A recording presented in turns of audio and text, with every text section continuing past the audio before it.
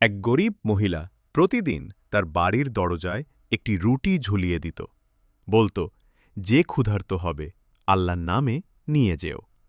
এভাবে মাসের পর মাস কেটে গেল। প্রতিদিন একজন বুড়ো মানুষ আসত, রুটি নিত, আর শুধু এতটুকুই বলতো, তোমার ক্ষতি হবে। এ কথা বলে চলে যেত।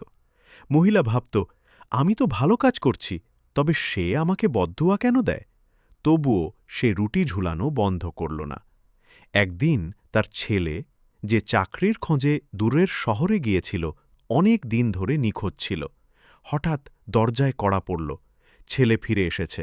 সে কাঁদতে কাঁদতে বলল, আম্মি, আমি তো প্রায় ক্ষুধায় মারা যাচ্ছিলাম। পথে এক জায়গায় রুটি পেলাম, সেই রুটি আমার প্রাণ বাঁচিয়েছে। মহিলার চোখে পানি চলে এলো। সেই মুহূর্তে সে বুঝল, বুড়ো লোকের মুখ দিয়ে যা বের হতো, আসলে সেটাই তার জীবনের সত্য ছিল। আমি যদি থেমে যেতাম, আজ আমার ছেলে বেঁচে থাকত না। কোরআনে আছে, যে নেকি করবে তা কখনো নষ্ট হবে না।